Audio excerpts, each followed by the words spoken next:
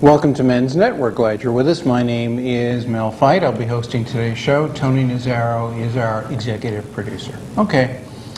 One of the observations that men typically have about women is that women often seem to be attracted to men who are unavailable to them. You know, it's the man who might not be attracted to her, or it's the man who treats her with indifference or disrespect or abuse, or it's the man who's married or in prison. It does seem that women will work hard to become attractive to these men, but once she knows that, once she knows that he desires her sexually, she's had him. She has what she most wants from him. I think that men are attracted to women and to women's bodies and to female sexuality, but that's not the same thing as being attracted to your own attractiveness. Desiring a partner is different from wanting to be desired by a partner. The impetus for today's show is an article which appeared recently in the New York Times Magazine entitled, "What Do Women Want?" And the consensus of opinion among sex researchers is that women want to be desired. And I want to quote from one researcher in particular. Dr. Marta Miana, a female researcher, had this to say about women's sexuality, quote, "Women's desire is not relational, it's narcissistic. It is dominated by the yearnings of self-love, by the wish to be the object of erotic admiration and sexual need. In comparison with men, women's erotic fantasies center less on giving pleasure and more on getting it. When it comes to desire, women may be far less relational than men." Now, what's so interesting about this quote is that it is completely at odds with the conventional wisdom. I mean, when it comes to sex, everyone knows that women are more invested in relationship and in communication and in emotional intimacy. Everyone knows that for men it's easier to separate sex from relationship. Might not be true. I think we do that a lot when it comes to sex and gender. I think we often create a mythology that covers up an unpleasant reality that neither men nor women want to face, and that's what this show is going to be about. We're going to look at the cultural sexual mythology, compare it to the reality, and we are going to try to understand exactly what drives female desire and male desire. Should be a fascinating discussion and debate. We have a couple of women on our panel who might not agree with my introduction, so let's get to it. Joining us to have this discussion is a frequent contributor to Men's Net, one of our favorites around here. I always look forward to her participation on the show because she has such interesting things to say. Ms. Paula Young, How do you do, Mel? Thank you so much for having me back. And once again, I'm going to say that it's gibberish of the nth degree, because women, by virtue of the fact that we are the vessels of life, need to be desirable. Wait until we get to the other panel. No, because you're full of it. Hold on. All right. Okay, that was going to be my line to you. Also on the panel with us is Dave Bihar. Dave is a therapist, and I think it's fair to say that he is one of the few therapists in the United States with a special area of expertise on men's issues and men's concerns, so it's about time we've had you on Men's Net. Thank you for being here. Welcome. Thank you. And also joining us is Dr. Shannon Bertha. Shannon is a sexuality counselor. She has a master's degree and a doctorate degree in human sexuality. She teaches at Kean University at Middlesex County College in New Jersey, and she is on the staff of the Medical Center for Female Sexuality here in New York. You are exactly the right person for us to have on this panel, so I thank you for being here. Thank you for and having welcome me. to the show. All right, let's start with Shannon. The implication of the New York Times article, at least for me, and it's a disturbing implication, is that women are not inherently heterosexual, at least not the way men are. And I want to ask you if you think that's a fair inference for me to make and whether you agree with it. Do you think women are not inherently heterosexual? I think it really depends on which women you're looking at or what person. I think a lot of this is very individualistic.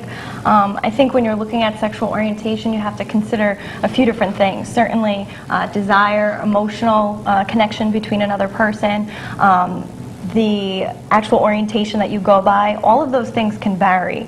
I mean, you have some women, and I think that's kind of what the article is saying, where they were having sexual arousal to seeing these various behaviors that were being done, not just by people, but also by animals. And I think that having desire towards, seeing these images or seeing two women together are very, very different than saying that you're homosexual as a result of that. But the article did say that the stronger the sex drive was for a woman, the more likely she would be attracted to both sexes. And there was scientific research that shows that women seem to be. Men say they're attracted to women, and the science says that they are, but but women say they're attracted to men, and yet it seems that they may look at men's faces, but women look at women's bodies. So the question is, how do you account for that kind of research? Oh, I think that men also have sexual desire for men as well, but I think that that's one of the things that's not talked about as much. I think the statistic was if you actually define sexual orientation by having sexual desire, 1/3 of all men would be gay. You know, that doesn't mean that they actually are gay or they go by for that orientation. That just means that they do find it desirable to look at, you know, other men. What do you think of the introduction I read, that women's desire is narcissistic? I mean, what was your reaction to that quote? I was not a fan of that quote. I mean, because do you think it's true? Do I think it's true? I think for some women, sure. For some women, I think it's true, and I think that, you know, the men that they end up or that target them are also looking for that type of woman, are looking for, you know, someone that I wouldn't use the word necessarily needy. Well, but wanting to be desired is an inherently narcissistic thing, or not? I don't know. I don't know. Okay. I don't know if I would say it's inherently narcissistic. Let me ask you this, because this is an inherently mysterious thing, Mm-hmm. sexuality, difficult to put into words, but you're here to put it into words. Can you tell us, based on your professional experience, exactly what it is that drives female sexual desire and male desire, and how the two may be similar or different? I think they're more similar than we actually think that they are. I think they're driven by two things. One would be certainly the hormonal component, which is what a lot of the male sexuality is usually brought up. In fact, that article is something that they talk about men's desire and men's wanting, and they say that there's an overabundance of that in men's body, which would be the testosterone. So I think that the male hormones that women also make are key components when you're talking about desire. But I think on the other end of that, the relationship is also a really important part of that. That, you know, sometimes for some of the women that I end up seeing at the medical center, desire starts outside of the bedroom. I mean, we have some women who will say that, you know, their husbands will come home from work and say, honey, can I help you with the laundry? And right there, that seems to be foreplay for women.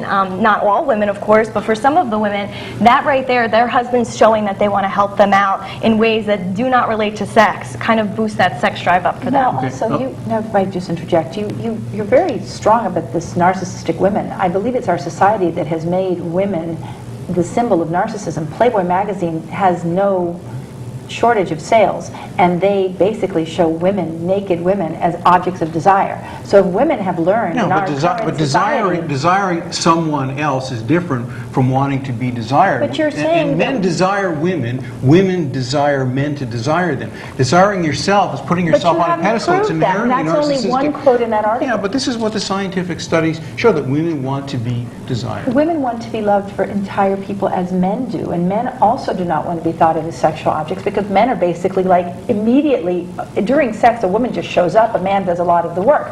So if a woman is going to say, just, you know, do that, and that's not what happens, and you know it. And if what a woman wants is to be desired, and if a man's job is to make her feel desired, that isn't a lot of work, Paula. That's the point. And it isn't work for me to make you feel desirable so that you'll get an erection and we'll have sex?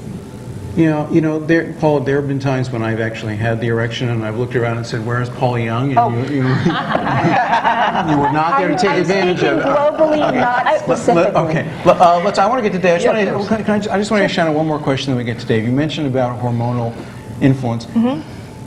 Does testosterone drive desire for both men and women? Absolutely. Okay, so if men have a lot more testosterone than women, does it then follow that men's sex drive is naturally stronger, or is there some other mechanism at work? I would think that there's definitely two mechanisms at work. I mean, take let's say, postmenopausal woman whose hormones are, when you're talking about testosterone, are very, very low, but she has a great deal of desire that she wants to have sex. Maybe it's because, you know, her kids have now moved out of the home, she has more time to have sex with her husband, she knows she can't get pregnant. All of those are going to boost your sex drive, even if the hormones aren't necessarily there. In addition, women have sex drive based on their menstrual cycle, because you're much more aroused when you're more fertile, and that is just components of becoming pregnant so that we can continue. Okay, let's get Dave in this. I want to ask you the same question I asked Shannon. Can you describe exactly what, in your experience, drives female desire and male desire, and how the two may be similar or different? Yeah, there's a number of variables, I think, that influence sexual desire in both men and women. I think hormones is a big one. Men who have a greatly decreased level of testosterone tend to have a greatly